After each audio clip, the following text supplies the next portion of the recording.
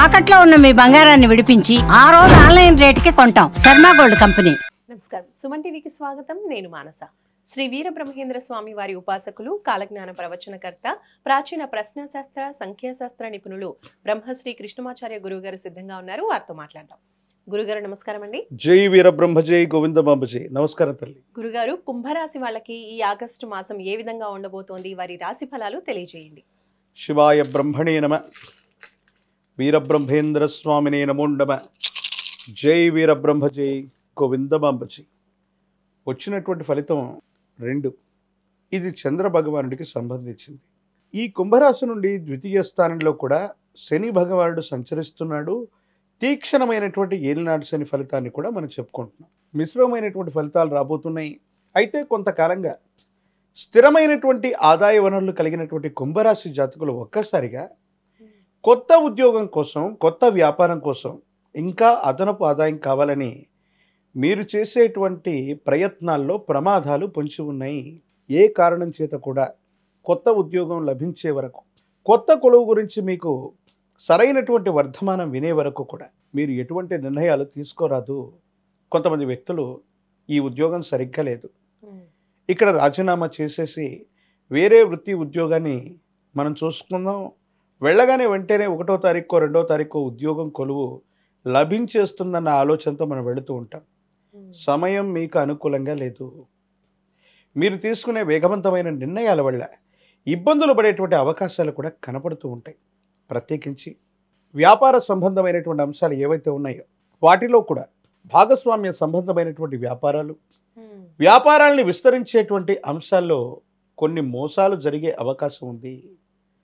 ఎవరో చెప్పినటువంటి అంశాన్ని వాస్తవమైనటువంటి ప్రాతిపదికలో మీరు పెట్టుబడులు పెట్టడం, దాంట్లో ఏవైనా మళ్ళీ సమస్యలు రావటం, ఇవి కూడా ఇబ్బందులకు కారణమయ్యేటువంటి అంశం ఉంది. కాబట్టి వీటి విషయంలో కూడా జాగ్రత్తగా ఉండటం చెప్పదగినటువంటి సూచన.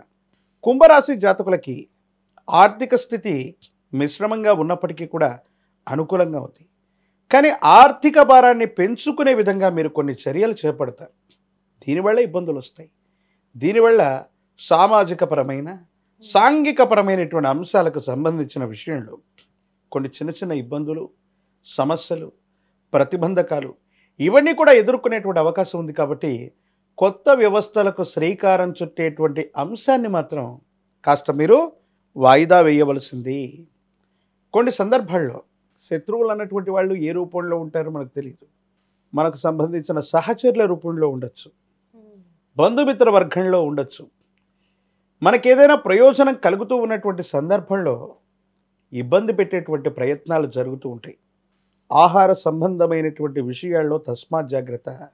విషరూప సంబంధమైనటువంటి ఆహారం, ఎవరైనా సరే ఏదైనా విష సంబంధమైనటువంటి ఆహారాన్ని మీకు ఇవ్వటం, లేదా పాడైపోయినటువంటి ఆహారాన్ని ఉద్దేశపూర్వకంగా మీకు ఇవ్వటం, విష సంబంధమైనటువంటి ఆహారం వల్ల కానీ, విషం వల్ల కానీ మీ ఆరోగ్యం దెబ్బతినేటువంటి అవకాశం పొంచి ఉంది. ప్రత్యేకించి విద్యుత్ ఉపకరణాలు అవ్వచ్చు, మీ కుటుంబంలో ఉపయోగించేటువంటి ఎలాంటి వస్తువులైనా సరే అగ్ని సంబంధమైనటువంటి ప్రమాదాల వల్ల కూడా మీకు ప్రమాదం పొంచి ఉంది. విష సంబంధమైన, అగ్ని సంబంధమైనటువంటి విషయాల వల్ల మీకేదైనా ప్రమాదం జరిగేటువంటి అవకాశం ఉంది. కాబట్టి ఆహార విషయంలో కానీ, నీటి విషయంలో కానీ, మీ చుట్టూ ఉన్నటువంటి పరిసరాల విషయంలో కానీ 1కి 2 సార్లు ఆలోచించే నిర్ణయాన్ని తీసుకోండి. కొంతమంది వ్యక్తులు ఉద్దేశపూర్వకమైనటువంటి చర్యల వల్ల మీ మీద ఏవైనా ఇలాంటి ప్రయత్నాలు చేసేటువంటి అవకాశాలు ఉండేటువంటి పరిస్థితి గోచరిస్తుంది. కాబట్టి మీరు అందరికీ కూడా అజాత శత్రువు అయినప్పటికీ కొంతమందికి ఉద్దేశపూర్వకంగా తీవ్రమైనటువంటి నరఘోష, నరదిష్టి, నరపీడను మీరు తప్పకుండా కలిగి ఉన్నారు. తస్మాత్ జాగ్రత్తగా ఉండటం చెప్పదగినటువంటి సూచన. సంతానానికి సంబంధించినటువంటి అంశాలు బాగున్నాయి. సంతానం వృద్ధిలోకి వస్తారు. వాళ్ళకి వృత్తి, ఉద్యోగం ఏర్పడేటువంటి అవకాశం ఉంది. కాబట్టి ఆదాయ మార్గాలు తప్పకుండా పెరిగేటువంటి పరిస్థితి గోచరిస్తుంది.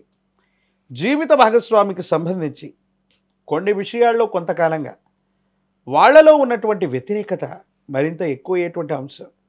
కొన్ని విషయాల్లో వాళ్ళు అనవసరంగా తగువ పెట్టుకోవటం, మిమ్మల్ని అర్థం చేసుకోలేకపోవటం, వాళ్ళు చెప్పినటువంటి విషయమే వాస్తవం అనేటువంటి మూర్ఖమైనటువంటి ఆలోచనతో ఉన్నప్పటికీ కూడా సమయం మనకు అనుకూలంగా లేదు కాబట్టి జీవిత భాగస్వామితో పొరపాటు ఎవరిదైనప్పటికీ కూడా వాళ్లతో సర్దుకుపోయేటువంటి ప్రయత్నం చేయటం, రాజీ మార్గంలో ఉండేటువంటి ప్రయత్నమే మీకు అనుకూలవంతమవుతుంది.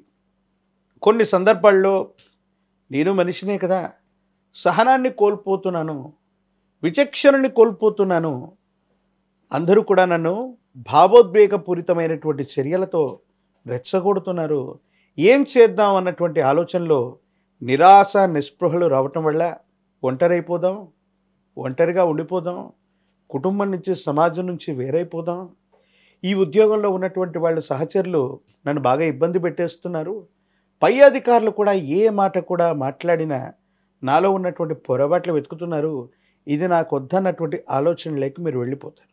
భావోద్వేగపూరితమైనటువంటి చర్యల్ని కొంతకాలం నియంత్రించుకుంటే సమీపమైనటువంటి భవిష్యత్తు బాగుంది, అనుకూలవంతమైనటువంటి పరిస్థితులు రాబోతూ ఉన్నాయి.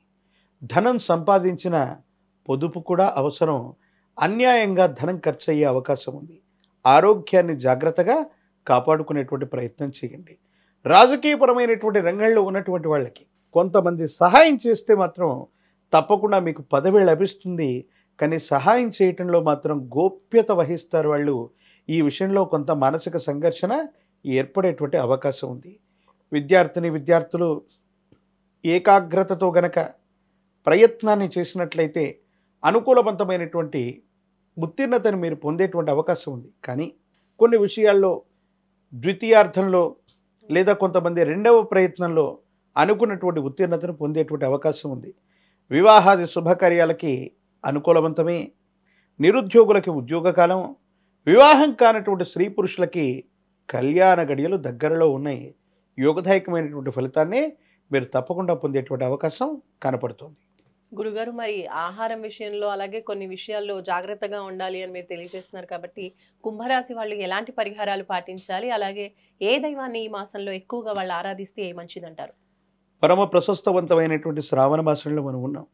ఈ శ్రావణ మాసంలో గనక సర్పస్వరూపమైనటువంటి దేవదేవుడు సుబ్రహ్మణ్యేశ్వరుడు, శ్రీవల్లి దేవసేన సమేత సుబ్రహ్మణ్యేశ్వర స్వామివారిని నాగపంచమి రోజు కానీ లేదా విశేషవంతమైనటువంటి మంగళవారం పూట కానీ సర్పదేవతా స్వరూపాలకు అభిషేకం చేసిన, చందన అలంకారం చేసిన యోగదాయకమవుతుంది.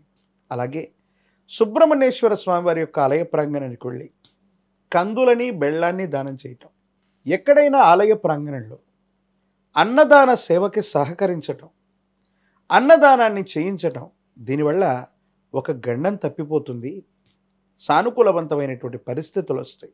ఒక పంచముఖి రుద్రాక్షని, మహాకాలభైరవ రక్షని మెళ్ళలో కట్టుకోవటం వల్ల భగవత్ సంబంధమైన అనుగ్రహం చేత ఈ అనుకూల శత్రువుల నుండి ఏర్పడబోయేటువంటి ముప్పు నుంచి మనం తప్పించుకోగలుగుతాం. ఒక ముఖ్యమైనటువంటి విషయంలో మనం తీసుకునేటువంటి సరైన నిర్ణయం వల్ల సానుకూలవంతమైనటువంటి ఫలితాలు వస్తాయి.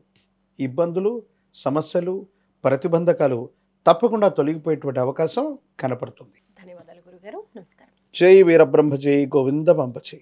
చూసారు కదండి, గవ్వ శాస్త్రాన్ని అనుసరించి గురుగారు కుంభరాశికి సంబంధించిన ఈ మాస ఫలితాలు తెలియజేశారు. అలాగే ఎలాంటి పరిహారాలు పాటించాలి, ఉన్నటువంటి కొన్ని సమస్యలకి ఎలాంటి జాగ్రత్తలు తీసుకోవాలనే విషయాలు గురుగారు తెలియజేశారు. చూస్తూనే ఉండండి సుమన్ టీవీ. నమస్కారం.